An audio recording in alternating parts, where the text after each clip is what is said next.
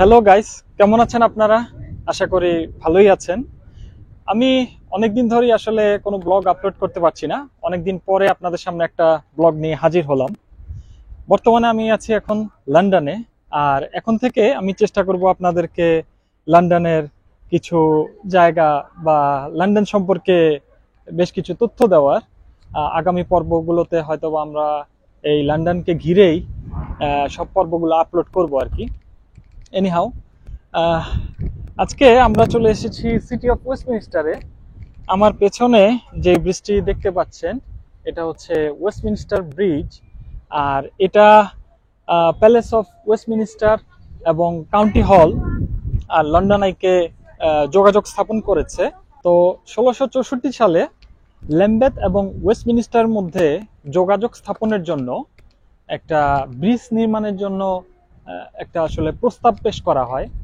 তো সেটার পরিপ্রেক্ষিতেই একজন সুইস আর্কিটেকচার যার নাম ছিল চার্লস বেবেলি, তিনি একটি নকশা তৈরি করেন এবং সেই নকশার আদলেই আসলে 1739 থেকে 1750 সাল পর্যন্ত লেগেছে এই ব্রিজটি নির্মাণ করতে, এবং 1750 সালের 18ই নভেম্বর এই ব্রিজটি জনসাধারণের জন্য খুলে দেওয়া হয়। তো চলুন আমরা আজকে আপনাদেরকে এই ব্রিজটি সম্পর্কে কিছু তথ্য জানাই এবং তার আশেপাশে যে ঐতিহাসিক নিদর্শনগুলো রয়েছে তা সম্পর্কেও জানাই। চলুন।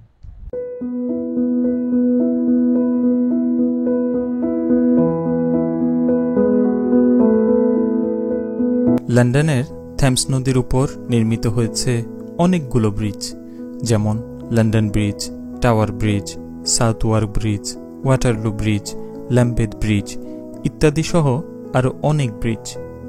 সবচেয়ে পুরনো ব্রিজের মধ্যে একটি ব্রিজ হচ্ছে এই ওয়েস্টমিনস্টার ব্রিজ।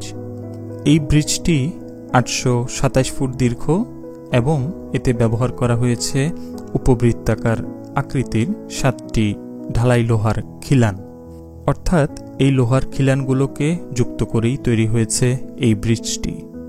এই ওয়েস্টমিনস্টার স্থানটি খুবই জনপ্রিয়, কেননা এর এক পাশে রয়েছে লন্ডনের বিখ্যাত আইকন লন্ডন আই, আর অপর প্রান্তে রয়েছে বিখ্যাত বিগ বেন এবং প্যালেস অফ ওয়েস্টমিনস্টার। এই ওয়েস্টমিনস্টার এলাকা থেকেই 1200 সালে ইংল্যান্ডের সরকার দেশ পরিচালনা করত এবং যুক্তরাজ্য গঠিত হওয়ার পর 1707 সাল থেকে যুক্তরাজ্যের সরকার পরিচালনা কার্যক্রম শুরু করে। এই ব্রিজ ধরে হাঁটতে হাঁটতে আপনার চোখে পড়বে থেমস নদীর নয়নাভিরাম দৃশ্য, London Eye, Big Ben, Westminster pier, যেখান থেকে বোট ভাড়া করে আপনি ঘুরে আসতে পারেন থেমস নদী।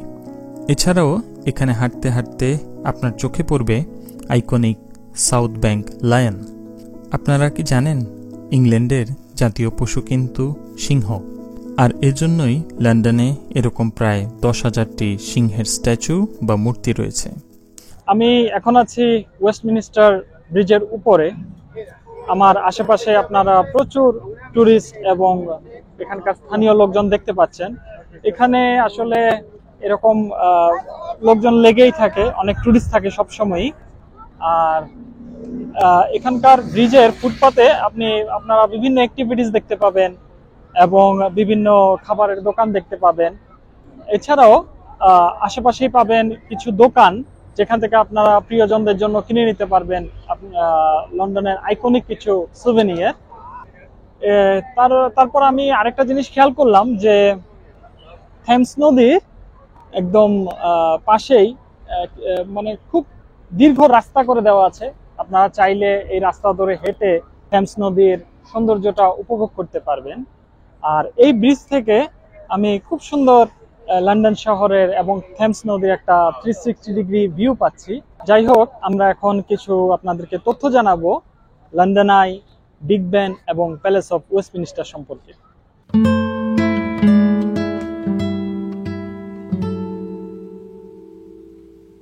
বিগ বেন, যার প্রকৃত নাম ছিল টাওয়ার ক্লক, 2012 সালে রানী দ্বিতীয় এলিজাবেথের ডায়মন্ড জুবলির উদযাপনের সময় এর নামকরণ করা হয় এলিজাবেথ টাওয়ার। তবে এখনও এটি সবার কাছে বিগ বেন হিসেবেই বেশি পরিচিত, যা এটির নিকনেম হিসেবে ব্যবহার করা হয়। 316 ফিট বা 96 মিটার লম্বা এই বিশাল আকৃতির ঘড়িটি লন্ডনের একটি ঐতিহ্য, যা আর্কিটেকচার অগাস্টাস পিউজিয়ানের তত্ত্বাবধানে 1859 সালের 31 মে তৈরি কার্য সম্পন্ন করা হয়। প্রতি 15 মিনিট পরপর এই ঘড়িটিতে বেল বেজে ওঠে, আর ঘড়িটির ভিতরে যেই বেলটি রয়েছে তার ওজন প্রায় 13.7 টন। এই ঘড়ির মিনিটের যেই দণ্ডটি রয়েছে তা প্রায় 14 ফিট দীর্ঘ এবং এর ওজন প্রায় 100 কেজি। এছাড়াও এর প্রত্যেকটি নাম্বার প্রায় 23 ইঞ্চি দীর্ঘ। বিগ ব্যান ঘড়িটির সময় খুব নিখুঁতভাবে পরিচালিত হয়। সবচেয়ে মজার বিষয় হলো, আপনি চাইলে প্রি বুকিংয়ের মাধ্যমে বিগ ব্যানের ভিতরে গিয়ে এর মেকানিজম দেখতে পাবেন। এজন্য আপনি সময় পাবেন 1.5 ঘন্টা এবং পাড়ি দিতে হবে 334টি সিঁড়ি। 11 থেকে 17 বছর বয়সীদের জন্য খরচ করতে হবে 15 পাউন্ড এবং 18 থেকে তার ঊর্ধ্ব বয়সীদের জন্য 30 পাউন্ড। বিগ ব্যানের পাশেই দেখতে পাবেন প্যালেস অফ ওয়েস্টমিনিস্টার, যা যুক্তরাজ্যের পার্লামেন্টের মিটিং প্লেস হিসেবে পরিচিত। এই ওয়েস্টমিনিস্টার প্যালেস তৈরি করেন রাজা উইলিয়াম II 1097 খ্রিস্টাব্দে। থেমস নদীর ধার ঘেঁষে গড়ে ওঠা এই ওয়েস্টমিনিস্টার প্যালেসের দৃশ্য আপনাকে মুগ্ধ করবেই। এই প্যালেসের আয়তন প্রায় 8 একর এবং এর ভিতরে রয়েছে প্রায় 1000টি কক্ষ। এছাড়াও এর ভিতর 4.8 কিলোমিটার দীর্ঘ হাঁটার পথ রয়েছে। এর অপর প্রান্তেই রয়েছে লন্ডনের আইকন লন্ডন আই। লন্ডন বলতেই কিন্তু এই স্থাপত্যগুলো আমাদের চোখে ভাসে। 1999 সালের 31 ডিসেম্বর তৎকালীন প্রাইম মিনিস্টার টনি ব্লেয়ার এটি উদ্বোধন করেন, কিন্তু এর ক্যাপসুলের ক্লাচজনিত ত্রুটির কারণে এটি জনসাধারণের জন্য উন্মুক্ত হয় 2000 সালের 9 মার্চ। থেমস নদীর দক্ষিণ তীরে অবস্থিত 443 ফিট লম্বা এই লন্ডন আই থেকে আপনি উপভোগ করতে পারবেন লন্ডন শহরের একটি প্যানোরামিক দৃশ্য, যা সারা জীবন মনে রাখার মতো। টিকিট কেটে আপনি চাইলে লন্ডন আইয়ে উঠতেও পারবেন। প্রি বুকিংয়ের ক্ষেত্রে, যার মূল্য ক্যাটাগরি ভেদে 24 থেকে 50 পাউন্ড পর্যন্ত হয়ে থাকে। আর এখান থেকে বসে লন্ডনের সৌন্দর্য উপভোগ করতে পারবেন প্রায় 30 মিনিট। অসামান্য স্থাপত্যের গুণমান এবং প্রকৌশল কৃতিত্বের জন্য পর্যটনে জাতীয় এবং আন্তর্জাতিক পর্যায়ে এটি প্রায় 85টিরও বেশি পুরস্কারে পুরস্কৃত হয়েছে। আমরা চেষ্টা করেছি আপনাদের সামনে এই ওয়েস্টমিনিস্টার ব্রিজ এবং তার আশেপাশের যে স্থাপত্যগুলো রয়েছে সেগুলো সম্পর্কে তথ্য দেওয়ার। তো আমরা এখন একটু সামনের দিকে যাব এবং আপনাদেরকে পরিচয় করিয়ে দিব এখানকার এমন একটি স্থাপত্য যার সাথে ইংল্যান্ডের রাজপরিবার জড়িত।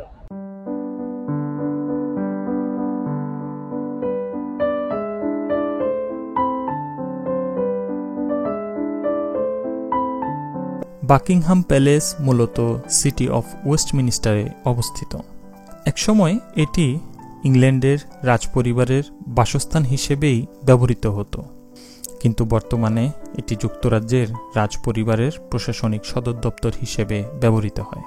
এর আয়তন প্রায় 8,30,000 স্কোয়ার ফুট, যার অভ্যন্তরে রয়েছে 52টি বড় শয়নকক্ষ, 78টি বাথরুম, 92টি অফিস কক্ষ, 188টি স্টাফ শয়নকক্ষ এবং একটি post office, cinema, swimming pool ইত্যাদি। 1705 খ্রিস্টাব্দে তৎকালীন বাকিংহাম এবং নরম্যান্ডির রাজা জন শেফিল্ডের জন্য এই বাকিংহাম প্যালেস তৈরি করা হয়। পরবর্তীতে 1762 সালে রাজা জর্জ III তার স্ত্রী রানী শার্লট এবং তার পরিবারের জন্য এই প্যালেসটি কিনে নেন এবং তখন থেকে এখন পর্যন্ত এটি রাজপরিবারের কুইন্স হাউস নামে পরিচিত।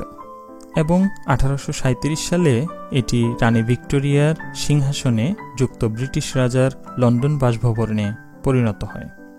এখানে আসলে দেখা মিলবে লাল পোশাক পরিহিত ঐতিহাসিক ব্রিটিশ রাজপরিবারের গার্ডদের। বাকিংহাম প্যালেসের অপর প্রান্তেই রয়েছে লন্ডনের আইকনিক মনুমেন্ট ভিক্টোরিয়া মেমোরিয়াল। তো এই পর্বে আপনাদেরকে দেখানোর চেষ্টা করলাম সেন্ট্রাল লন্ডন বা সিটি অফ ওয়েস্টমিনিস্টারের কিছু স্থাপত্য এবং এর কিছু তথ্য। তো পরবর্তীতে আমরা চেষ্টা করব লন্ডন বা ইউকের নতুন কোনো ভ্রমণ স্থান কিংবা নতুন কোনো বিষয় সম্পর্কে আপনাদের ধারণা দেওয়ার।